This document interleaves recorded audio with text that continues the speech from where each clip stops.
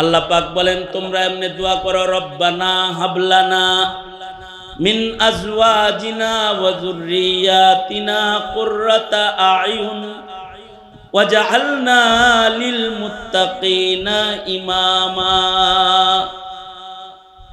প্রত্যেকটা মুসলমান তার দোয়ার ভেতরে আল্লাহকে বলবে, ওগো আমার মালিক, আপনি আমার বিবিদের থেকে আমার নসলের ভেতরে ইয়া আল্লাহ আমাকে নেক সন্তান দান করেন, যে সন্তান আমার চোখের শীতলতা হয়। অর্থাৎ দুই প্রকারের সন্তান, কিছু সন্তান দেখলে মা বাবার চোখের অশ্রু ঝরে, আর কিছু সন্তান দেখলে পিতা মাতার দিল জুড়ায় যায়, চোখ জুড়ায় যায়।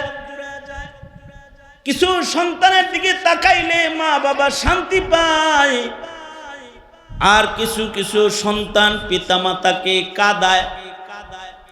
কিছু কিছু সন্তান নেককার হয়, নেককারদের সর্দার হয়, আবার কিছু কিছু সন্তান বদকার হয়, বদকারদের লিডার হয়। কেউ আছে গাঞ্জাখোরদের লিডার হয়ে যায়। কিছু সন্তান চোর বাটপার ডাকাতদের সর্দার হয়ে যায়। কিছু সন্তান আছে এরা চাঁদাবাজ হয়ে যায়। কিছু সন্তান আছে খুনি সন্ত্রাসী হয়ে যায়। কিছু সন্তান আছে নাস্তিক বেঈমান মুরতাদ হয়ে যায়। এইগুলা পিতা, একটা মুসলিম পিতা মাতার জন্য এগুলো হলো অনেক বড় এক ইমতিহান। এমন সন্তান সন্ততি যদি কারোর ঘরে আইসা যায়, তখন এমন সন্তান তার চোখের পানি পড়ার কারণ হয়ে যায়।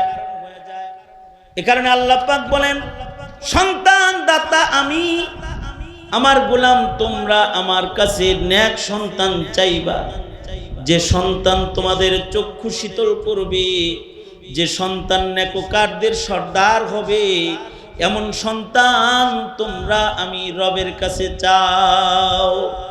আমাদের এক বুজুর্গ তো বাংলা কবিতা দিয়েও শিখাইছে, তোমার যদি আরবি মুখস্থ না থাকে তাহলে বাংলায়ও রবের কাছে ভালো সন্তান চাও, যেটা তোমার জন্য দোয়া করবো। ইয়াদউ লাহু ওয়ালাদে সালেহ, পিতার জন্য দোয়া করে ওই সন্তানটা চাও। বলো আল্লাহর কাছে, বাংলাই বলো আল্লাহর কাছে যে আল্লাহ আমাকে তুমি এমন সন্তান দাও যেটা আমি মরে গেলে আমার জন্য দোয়া করবে। এমন সন্তান দে মাওলা, এমন সন্তান দে,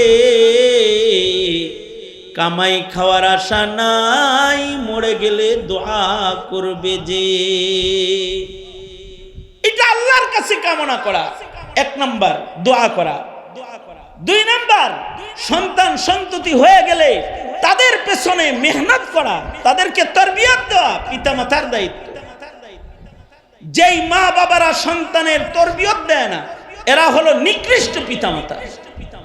আর যেই মা বাবাগুলা সন্তানকে তরবিয়ত দেয়, তাওহীদ শিখায়, রিসালাত শিখায়, খাতমে নবুয়ত শিখায়, আমাদের নবী শেষ নবী, আমাদের নবীর পরে আর কোনো নবী নাই, এই কথা যদি বিশ্বাস না করো তাহলে কিন্তু কাফের হয়ে যাইবা।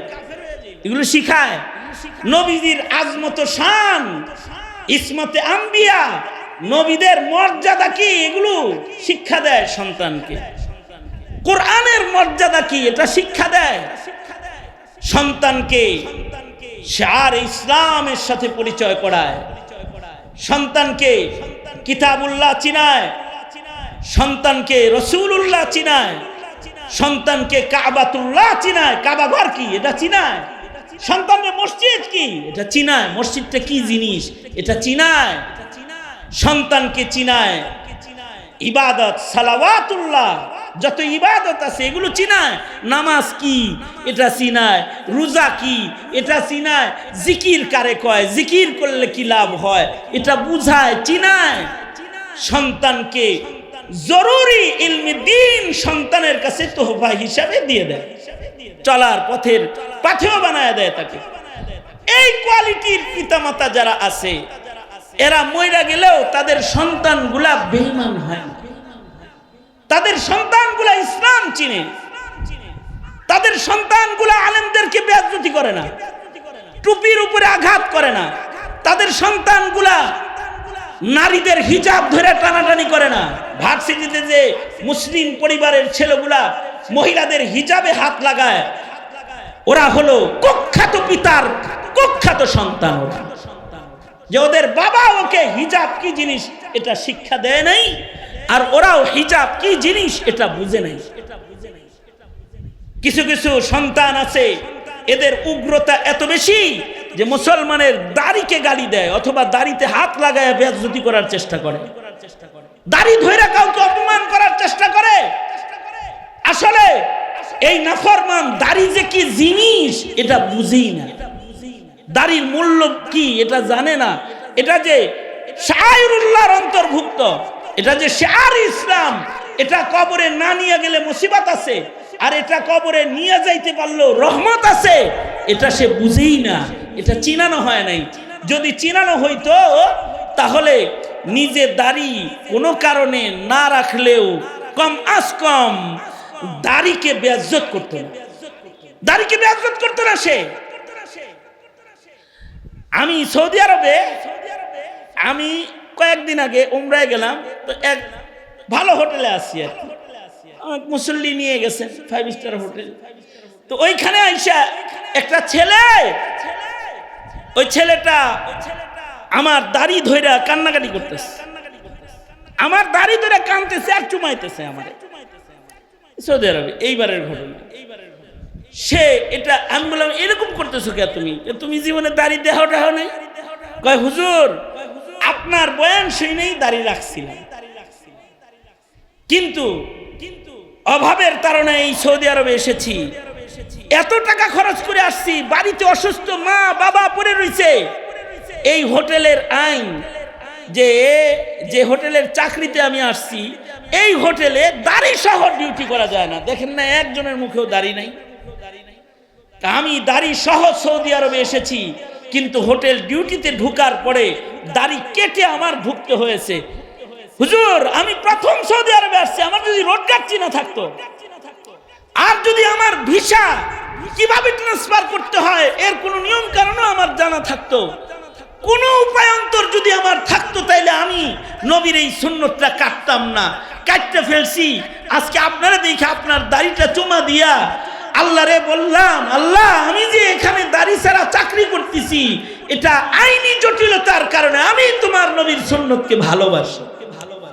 এটা হলো শায়রুল্লাহ চিনার দাম।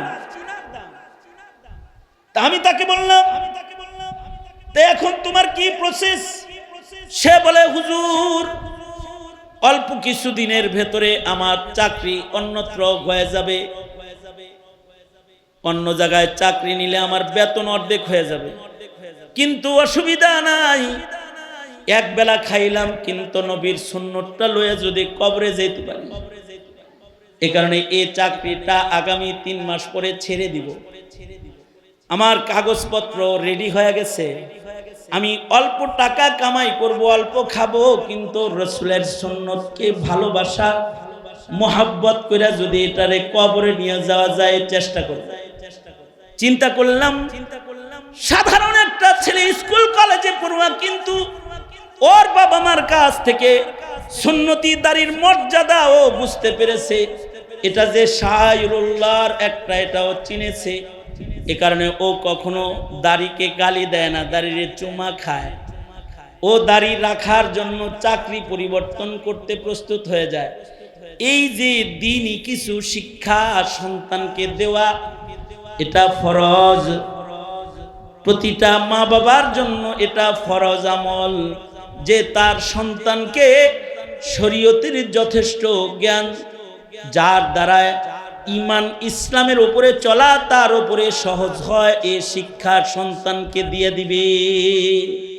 এটা প্রতিটা পিতামাতার নৈতিক দায়িত্ব। আপনি ছেলেটা জন্ম দিয়া তাকে ডক্টরের ডিগ্রি অর্জনের জন্য বিদেশ পাঠাইতে পারলেন, আপনি তাকে বড় শিক্ষিত বানাইতে পারলেন, কিন্তু ইমানদার বানাইতে পারলেন না। আপনি তো আল্লাহর কাছে নিকৃষ্ট পিতা। এ কারণে আপনাদেরকেও বলি, সন্তানকে আদর করেন, যত্ন করেন, সোনার প্লেটে খাওয়ান দেন, সোনার চামচ দিয়া খাওয়ান, অসুবিধা নাই, মানা করি না।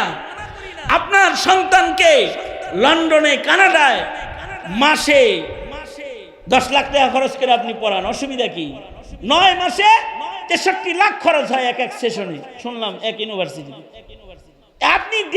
আপনি এক মাসে 20 লাখ খরচ করে পড়ান, ডক্টরের ডিগ্রি নেওয়ান। কিন্তু আমরা একটা কথা বলি, সেটা হলো আপনি যেমন কালিমাওয়ালার ঘরে কালিমাওয়ালা, আপনার ছেলে মেয়েগুলাকে কালিমাওয়ালা বানাবেন, নাস্তিক বানাবেন না, মুরতাদ বানাইবেন। বাস এই এতটুকু আবদার আপনাদের কাছে।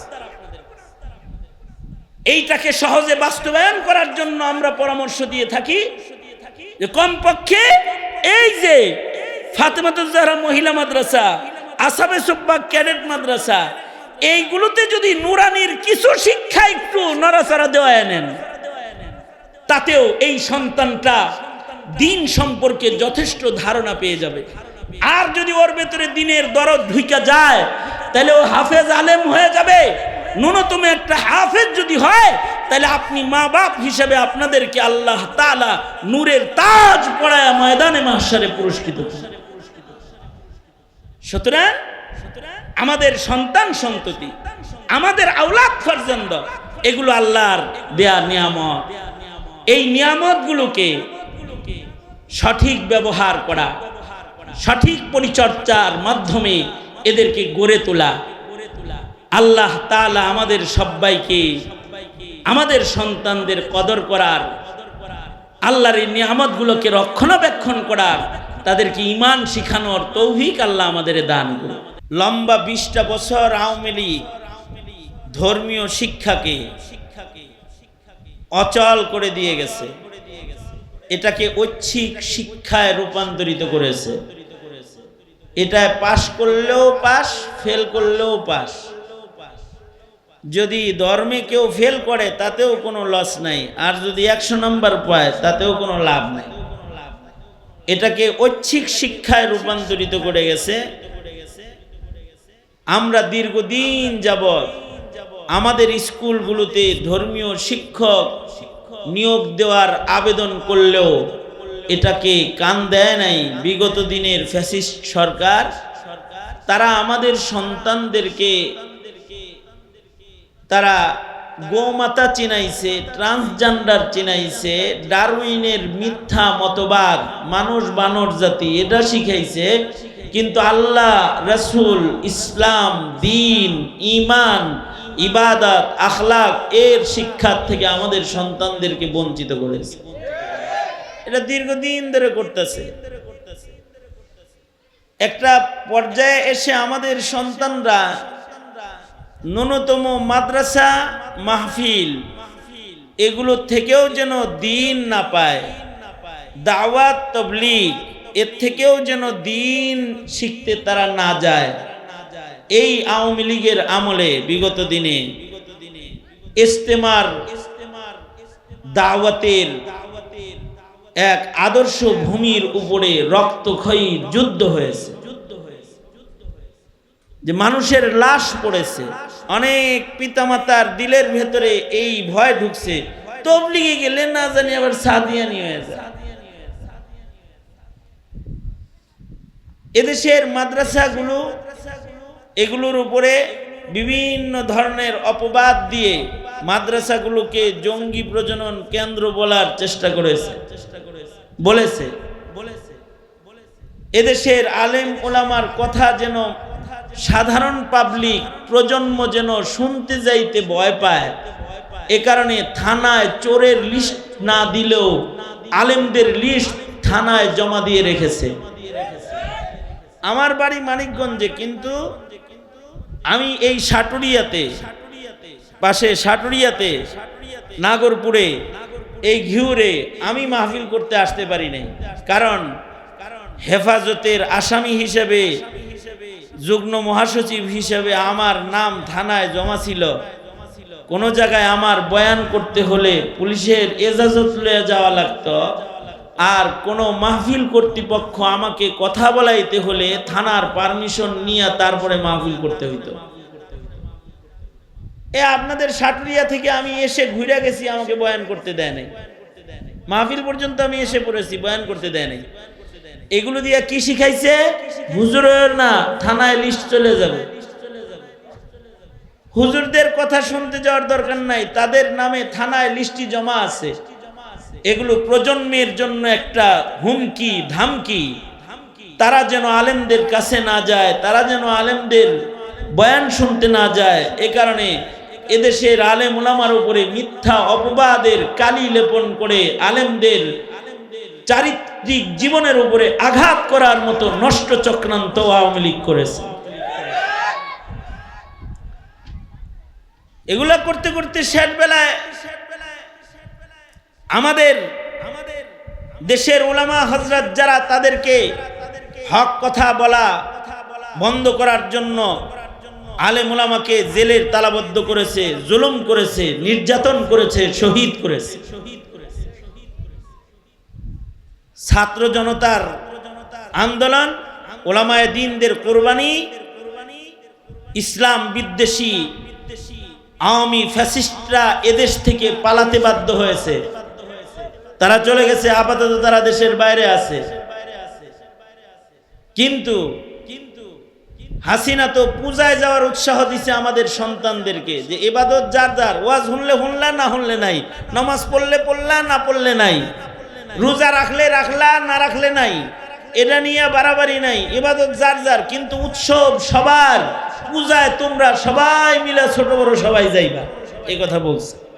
কি বলেন? বলে নাই? এটা বলে নাই? এইভাবে আমাদের সন্তানদেরকে হিন্দুত্ববাদ মুখী করার একটা চক্রান্ত। শেখ হাসিনা দীর্ঘদিন ভারতের এজেন্ডা বাস্তবায়ন করে গেছে, বিধায়ী দুনিয়ার কোথাও যখন তার জায়গা হয় নাই, ভারতে তার ঠিকই জায়গা হয়ে গেছে। জাতীয় আন্দোলনের মুখে তাকে তাড়াইল, কিন্তু এখন যারা ছাত্রদের, ছাত্র জনতার রক্তের উপরে ভর করে যারা ক্ষমতার চেয়ার দখল করেছে, তারা কিন্তু আমাদের সন্তানদেরকে শুধু পূজায় যাওয়ার চক্রান্ত করতেছে না, এদের চক্রান্ত আরো ভয়ঙ্কর। এই ডক্টর ইউনূস, তার চক্রান্ত আরো অনেক বেশি ভয়ঙ্কর, যে সে সরকারি প্রজ্ঞাপন জারি করেছে সারা দেশের প্রাইমারি স্কুলগুলোতে গানের শিক্ষক নিয়োগ দিবে। এই প্রজ্ঞাপন জারি করেছে। যদি তার এই প্রজ্ঞাপন গ্র্যান্ডেড হয়, পাস হয়, আর যদি এটা চালু হয়, তাহলে মন্দির গোটা এলাকায় 2-4টা থাকবে না, সকলের ঘরগুলো মন্দিরে পরিণত হয়ে যাবে। কারণ স্কুলে যদি গানের টিচার নিয়োগ হয়, আর এইটারও যদি প্রশিক্ষণ স্কুল থেকে শুরু হয়, তাহলে আপনার ছেলে, আপনার মেয়ে বাড়িতে এসে আগে আপনাকে বলতো যে আব্বু খাতা কিনে দাও, কলম কিনে দাও, রং পেন্সিল কিনে দাও, হাতের লেখা ঠিক করব, হাতের লেখার খাতা কিনে দাও, আমাকে পড়ালেখা করার জ্যামিতি বক্স কিনে দাও, সরঞ্জামাদি কিনে দাও, বোর্ড কিনে দাও, স্কুল ব্যাগ কিনে দাও, এগুলো বলতো। এই গানের টিচার যদি নিয়োগ দিয়ে দেয়, মনে রাখবেন আপনার প্রজন্ম না বুঝে দিনহীন পথে এইভাবে চলতে থাকবে।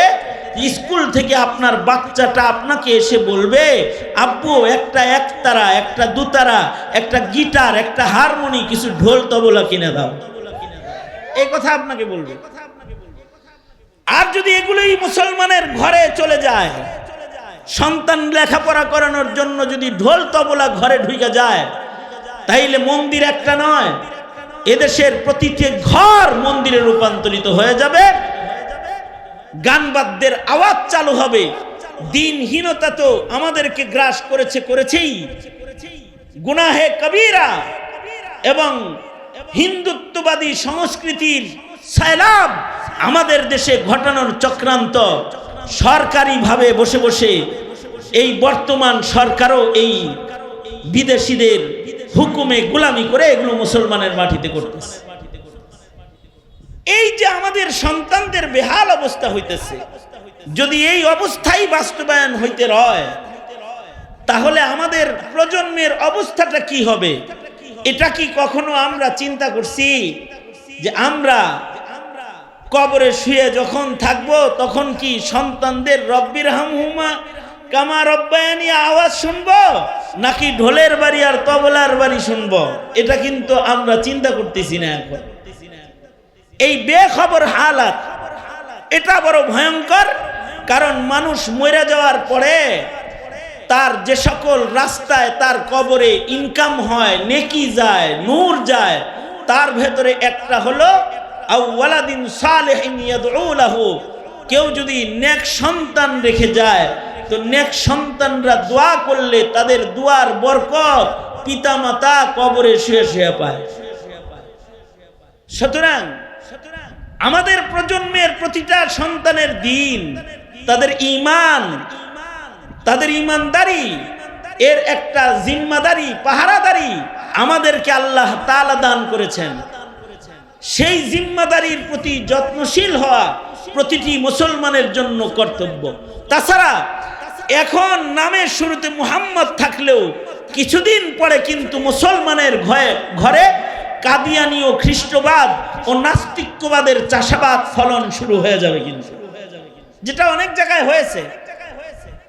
গত কিছুদিন আগে হজের সফর থেকে আমি যখন আসতেছিলাম, তো হজের সফরে আমার সাথে বিমানের ভেতরে বিমানের এক ক্রু, মানে বিমানের দায়িত্বশীল সেবক, তার সাথে আমার কথোপকথন। আমি সিটে বসে আছি, ওর কাছে লিস্টে আমার নামও আছে। ও এসে আমাকে জিজ্ঞেস করতেছে, তোমার নাম কি? তোমার নাম কি খালিদ সাইফুল্লাহ? আমি বললাম, হ্যাঁ আমার নাম খালিদ সাইফুল্লাহ আইয়ুবী। তো আমাকে ও সেবা যত্ন করতেছে, নাস্তা এনে দিতেছে, দেখভাল করতেছে। একটা ওর সাথে একটা ভালো সম্পর্ক আমার হয়ে গেল, যে একটা কথোপকথনের সম্পর্ক হয়েছে। তো আমাকে এক সময় দাড়িতে হাত দিয়ে বলতেছে, ইউ আর এ সুন্নি মুসলিম, তুমি কি সুন্নি মুসলিম নাকি?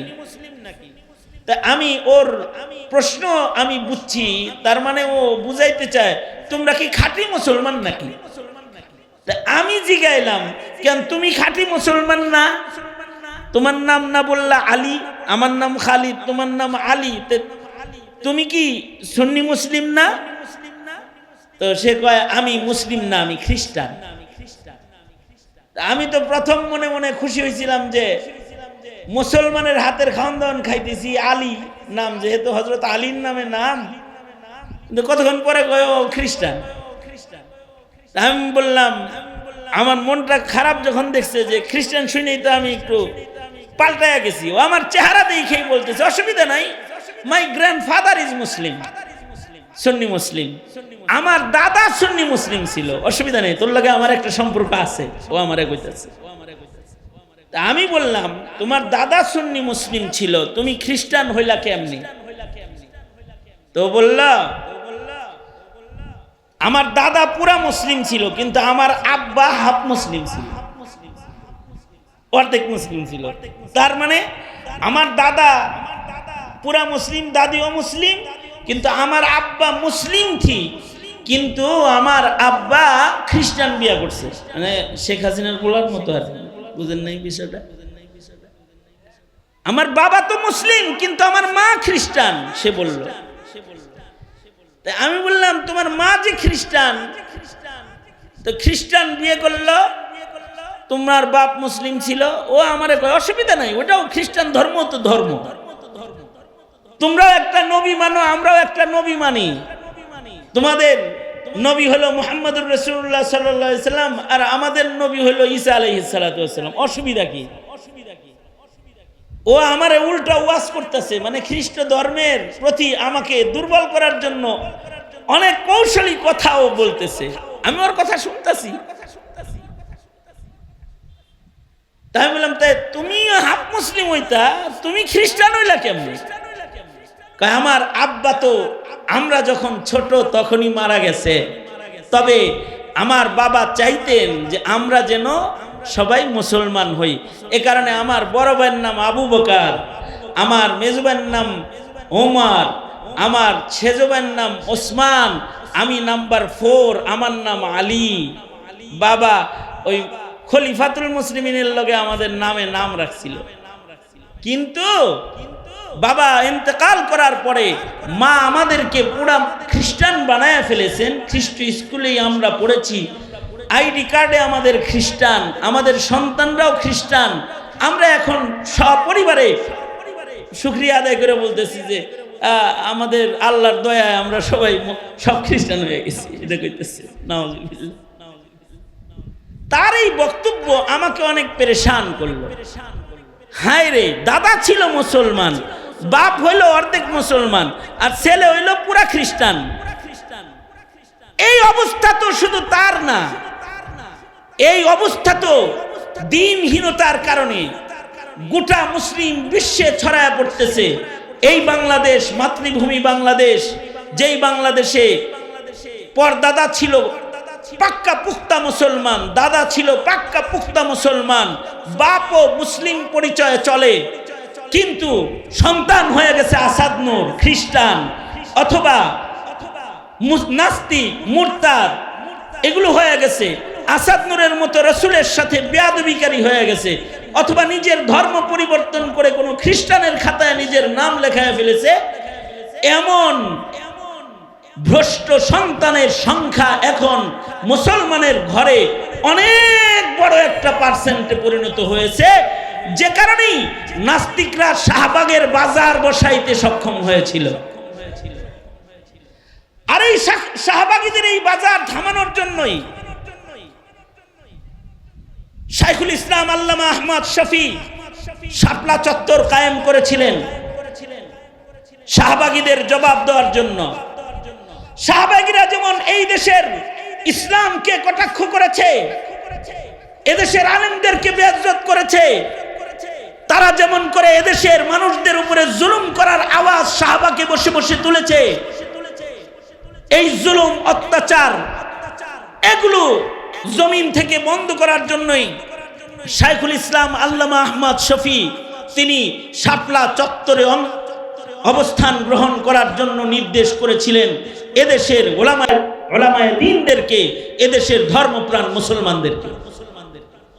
তাদের 13 দফা দাবি ছিল, যেই দাবির ভিতরে ছিল মুসলমানদের ধর্ম শিক্ষার নিশ্চয়তা, মুসলমানদের ঈমান আকীদার নিশ্চয়তা, মুসলমানদের নবীকে কেউ গালি দিলে তার ফাঁসি, তার মৃত্যুদণ্ডের আইন, কাদিয়ানীদেরকে অমুসলিম ঘোষণা করা, দেশে ইসলাম ও ইসলামী মূল্যবোধকে প্রতিষ্ঠা করার 13 দফা নিয়ে যখন শাইখুল ইসলাম আল্লামা আহমদ শফি শাপলা চত্বরে বসেছিলেন, হাসিনা গুলি করে রাতের অন্ধকারে বাতি বন্ধ করে গুলি করে সেদিন এদেশের আলেমদেরকে হত্যা করেছিল, শহীদ করেছিল। এই আলেমদের দাবি এটাই ছিল যে এদেশের মুসলমানরা যেন ঈমানহীনতার দিকে অগ্রসর হয়ে না যায়। কিন্তু এই দেশের মানুষ একটা শ্রেণী, তারা আলেমদেরকে এই মামলার আসামি করে বছরের পর বছর না, 5 বছর 7 বছর জেলখানায় আটকায় রেখেছে। মানবিক আর ধর্মীয় দাবি নিয়ে তারা গিয়েছিল শাপলা চত্বরে। আমি শাপলা চত্বরের মামলার আসামি, এদেশের হাজার হাজার উলামায়ে কেরাম শাপলা চত্বরের মামলার আসামি, যারা এদেশের মুসলমানদের ঈমানের কথাগুলো, ইসলামের কথাগুলো জাতির কাছে খুলে বলার জন্য শাপলা চত্বরে গিয়েছিলেন। তাদের দাবি ছিল হলো যে ধর্ম বিদ্বেষী কোন সরকার প্রতিষ্ঠা পেয়ে এদেশের মুসলমানরা যেন ভবিষ্যৎ সময়ে হিন্দু এবং খ্রিস্টান হয়ে না যায়। এই দাবিতে তারা ইসলামের বিজয়, ইসলামী মূল্যবোধ এটা প্রতিষ্ঠার জন্য শাপলা চত্বরে গিয়েছিল। এটার মৌলিক নজর হলো আমার দেশে যেন অপসংস্কৃতি ও কুফরি মতবাদের বিজয় ডঙ্কা না বাজে, আর আমার দেশের মুসলমানরা যেন বাতিলের বিজয়ের ঝড় তুফানের ভেতরে নিজের ঈমানদারিকে হারিয়ে না ফেলে। আমরা তো মনে করি যে হুজুররা চিল্লায় ক্ষমতার জন্য চিল্লায় না। আজকেও হেফাজতে ইসলাম বাংলাদেশ আজকেও সাংবাদিক সম্মেলন করেছে, এই বিষয়ে সাংবাদিক সম্মেলন করেছে। ধর্মীয় শিক্ষক নিয়োগ দাও, যদি গানের শিক্ষক নিয়োগ দাও তো দেশে আগুন জ্বলবে, আবার রক্ত যাবে, কিন্তু মুসলমানের ঈমান নষ্ট করতে দেওয়া হবে। আজকেও আমরা সাংবাদিক সম্মেলন করেছি। আমরা যে কিছু কথা বলি আমাদের কথাগুলো এই প্রজন্ম রক্ষার কথা, প্রজন্মের মুসলমানদের ঈমান রক্ষার কথা।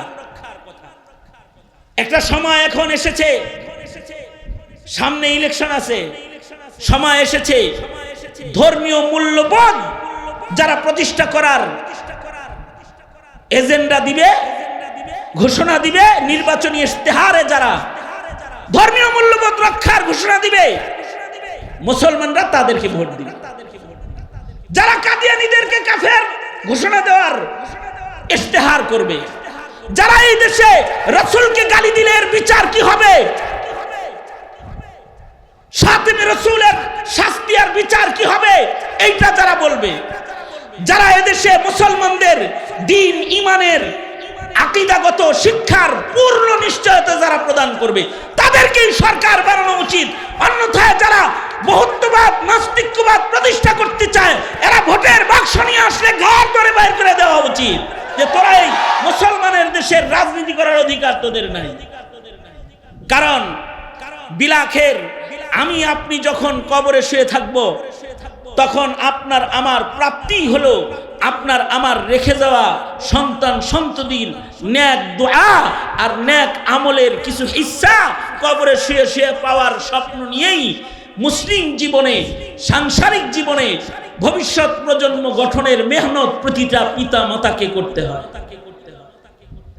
এ কারণে আল্লাহ তাআলা তো সন্তান সন্ততি হওয়ার আগেই দোয়া শিখাইছে, যে এমন সন্তান সন্ততি চাইও না যেই সন্তান সন্ততিগুলা তোমরা কবরে শুয়ে থাকার পরে তোমাদের জন্য গজবের কারণ হবে, আযাবের কারণ হবে, দুনিয়ার জীবনে তোমাদের দুঃখের কারণ হবে।